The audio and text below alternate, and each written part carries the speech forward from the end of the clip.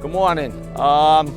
We're on Ruby Street right here in front of Puddle Jumpers, on the side of Puddle Jumpers. We just want to give you a little photogenic view today of some of the problems that we run into that delay this problem, that are totally unexpected, undiscoverable, and where we're at. Behind me, over near the shovel, okay, there's a large power electric line.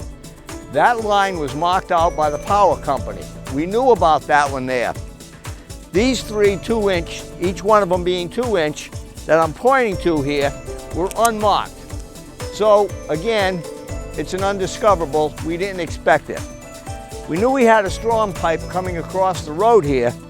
Well, what I'm standing on that are marked out here in orange are two large pieces of concrete that are totally in the way, and we have to hand drill and break these up. You know, a machine isn't going to break these up. We have to come in here. They've got to jackhammer these out.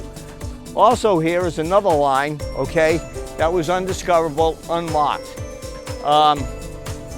The goal here is we have to put a large structure where I'm standing right here underneath these pipes here that weren't supposed to be here.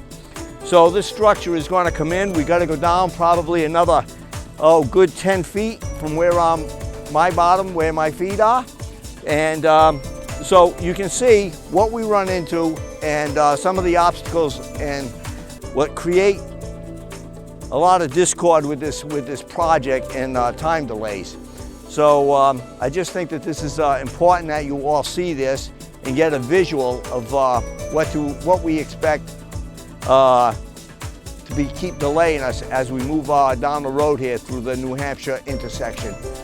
In a minute, we're going to walk over to New Hampshire, and I'll show you what we have on the surface, what we know is in the ground in the New Hampshire intersection. We're back at the intersection of New Hampshire and Ruby. I'm going to give you an overview of what is in the ground below us, and then next week we will start to expose everything that we have in the ground here so that the following week we can go in and make the necessary infrastructure improvements that we are working on.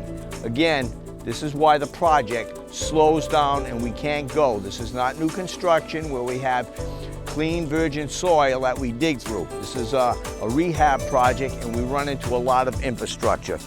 There's a stormwater structure that's going to go in this white spot here. As we walk back over here, we have a 12-inch water main that crosses the road here, that 90s over here into a valve, and then runs up in front of Puddle Jumpers along the edge of this retaining wall. What we have to do, we have to remove this valve, and we have to insert a valve from up above, okay? And then we're going to have to shore this line, and we have to reinforce and strap this line and secure this line so it doesn't break or burst anytime while we're doing all of this work. There's another water main that runs down and follows this white pipe, which is also a 12-inch, down to about that telephone pole, and that line then turns and runs across the street and connects back in also on the other side of the road. This is the wastewater lift station. It's a major lift station for this intersection. In the middle of this road, we have a manhole structure, and we have a gravity sewer line that runs down the middle of the road, runs down New Hampshire, and runs directly into the lift station. There are also a storm drain line that runs underneath the road on this side of the road, the west side, and there's a storm drain that runs on the east side of the road. Also in our way, where we have to install new stormwater infrastructure boxes on both of these corners here. There are fiber optic cables. This is a major intersection for the fiber optic cables. It's a major intersection for CenturyLink and all of their cables. There's 600 pairs. There's also gas lines in through here that are also marked out. And there's various other utilities in here and in the roadway. Next week we're going to take our time. We're going to come in here during the day.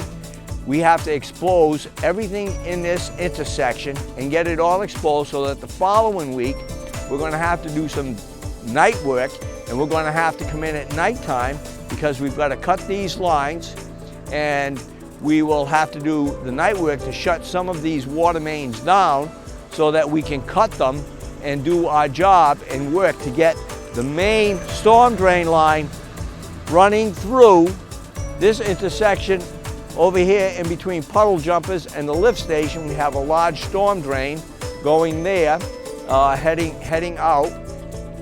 And then on this section over here, we need to remove all of this over here because we have a large storm drain coming through this area here also, and they'll both be teeing and meeting back near the railroad tracks on the other side. So we have a lot of infrastructure work that we have to prepare for. So this is a major intersection for us here. So it'll be a lot of work. This is why we have delays, and we knew about this work here, but it's just a little more than what everyone really anticipated. The good news is, once we get through here, we're coming up higher with the storm drain. We won't be 16 feet deep. We'll probably be, half that depth at approximately 8 feet. As we continue down the road, we'll be going a little quicker. We have less businesses down there. We're going to keep the hole open at nighttime so that we can excavate and get through this as fast as possible. So this is our plan, but for the next couple of weeks, this major area here will be shut down. We'll do everything to work with the businesses to keep them open, have parking for them, to get the traffic to them, foot traffic, car traffic, everything that we have to do. We'll have an MOT plan. So we'll put everything in place. We'll be working with all of those businesses, and that's kind of like where we're at this point. I thank you all.